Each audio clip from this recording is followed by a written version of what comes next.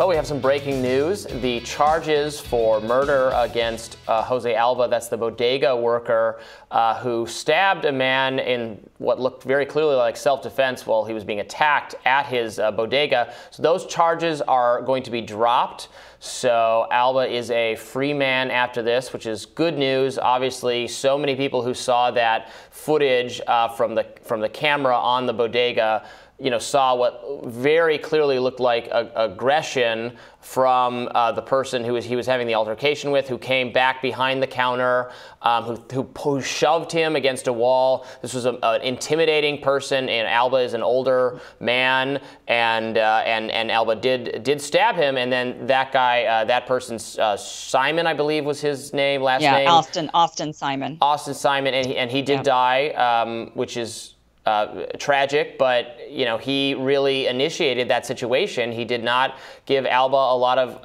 any opportunity or room to de-escalate the fight. So that's what happened, and pretty much everybody was outraged that, and Alba had to spend some time in Rikers. He had a very high bail amount set, but now is going to be freed. So good. I say good. Yeah. What do you say, Kim?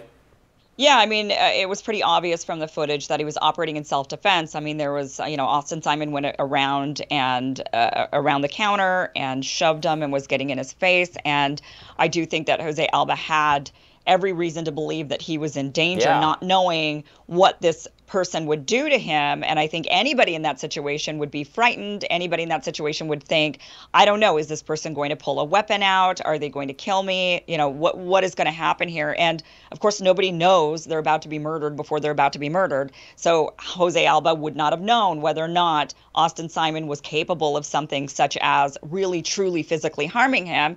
And on the flip side, obviously Austin Simon did not think when he was going around that counter to intimidate Jose Alba into giving him a bag of chips.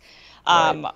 I doubt he really thought that through and realized that his life was also being put on the line at that moment. The memo, just by the way, the memo from the prosecutor basically says exactly that. So the prosecutor, Alvin Bragg, the memo says that, one potential defense is that Alba reasonably believes Simon was about to use deadly force, and the law provides that a person may themselves use deadly force to defend oneself if the person reasonably believes that another person is about to use or is using deadly force. That Simon's conduct in entering the mall, the private area, throwing Alba against the wall to a place he could not escape, grabbing him by the collar could inspire deep fear in an older and shorter man as to what might be in store next. So basically the prosecutor saying exactly, what we're saying. Yeah, it was a reasonable belief. Right. How would you know if somebody's attacking you and it's Jose Alba didn't provoke it. No. He wasn't getting in this guy's face, and it wasn't, just your average street fight type thing. I mean, there's no obligation to get beaten up in society. Like if somebody is attacking you, you should, and maybe there are some blue municipalities or states where it's actually like even less clear whether you have the right to defend yourselves. I mean, the laws do vary from state to state, whether you can stand your ground or whether you have a duty to try to retreat, that kind of thing. But he had nowhere to retreat to. He was closed in a little, corner in this, it's behind the corner in one of those New York bodegas.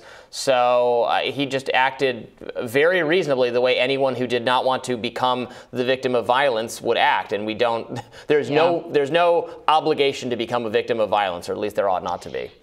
I think this puts law enforcement in a difficult position, where I'd say, lawyers, the DA, I think it puts them in a difficult situation because we are seeing a rise in crime all around the country, right? Especially in a lot of these larger cities where there's more disparities between the rich and the poor. And in this particular instance, Austin Simon his girlfriend wanted a bag of chips for her 10-year-old daughter. She didn't have the money. She then got her boyfriend to come and take care of the situation. He went in there to try to get the bag of chips for the daughter. And the whole thing to me is just extremely sad. I mean, I just look at that and I think we have rising inflation in this country. People cannot afford, when they're living paycheck to paycheck, they cannot afford the basics or even just the little luxuries in life, like a bag of chips. They no longer can do that because the rising gas rates and just inflation for things that you really should be eating, like fruits and vegetable meats. Meats are extraordinarily high right now. So very sad situation that, and I know that this guy had a criminal record. People are going to point to that and say, well, but look, at the end of the day, people are strapped. They're feeling pressured. They also don't want to disappoint themselves or their children or their spouses or whoever it is. And the whole thing to me is just extremely sad. So what's going to happen now is we're seeing this rise in crime. And as we always see this, whenever the economy is not doing well, when people don't have much money, there's a rise in crime. When that crime goes up, and now we're seeing this. So what is going to happen? Is this going to give the green light to people that then, they're worried, somebody comes in and maybe that person is acting aggressively? I think the concern probably amongst law enforcement is, will this give people the green light to just stab and shoot anybody that they're afraid of? Well, and then are we going to see a rise in this? These people, these store owners, by the way, disproportionately immigrants, come from so-called marginalized groups that the liberals, progressives say we have to do more to help, and then, well, okay, they're not allowed. Shouldn't they be able to defend themselves? I might go the other way if a would-be robber, or some of these are violent robberies. Somebody's going to point a gun at someone or a knife at someone and steal their stuff from their store. Maybe they think twice because the last guy who did it, who shoved an old man, got stabbed. That would not play stupid games, win stupid prizes. Like you can't treat people like this, and people have the right to defend themselves and their property. I believe that. I do believe that. I it's agree really with getting you. out of hand. I agree. I just worry with rising poverty, there's going to be rising crime, and people are going to lash out. And I hope that they don't do it in this way where they go and attack somebody and then end up dead.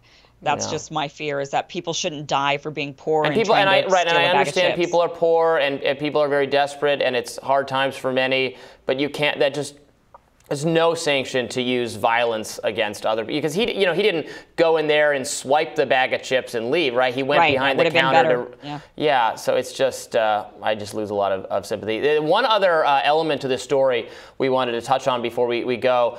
So a lot of people are pointing out a certain what seemed like a hypocrisy for GoFundMe, because they did allow a page, a fundraiser for Tekel Sundberg, who we discussed this story, I think yesterday. Was it yesterday? The days all run together. Very recently. Yeah, yesterday.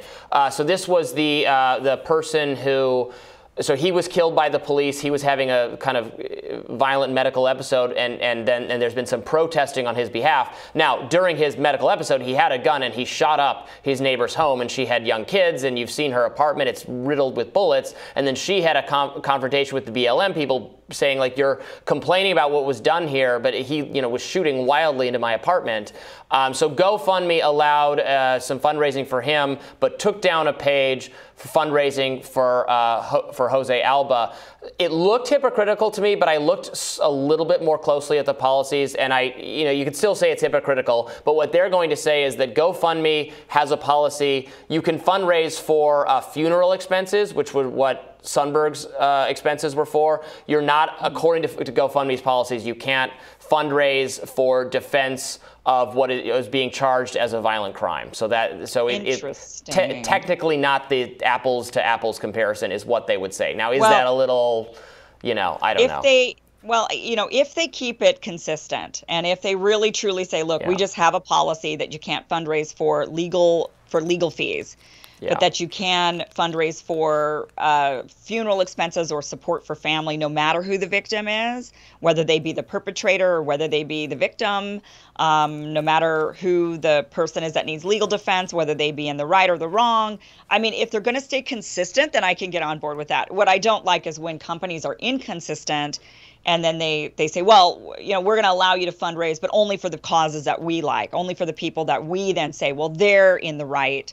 And so it's okay for them to fundraise for legal defense, but not you, because I don't agree with you for XYZ reason, right? That's where it gets really murky and people start to have a real problem with it. But if that's their policy, I suppose that's their policy. Yeah, no, 100%.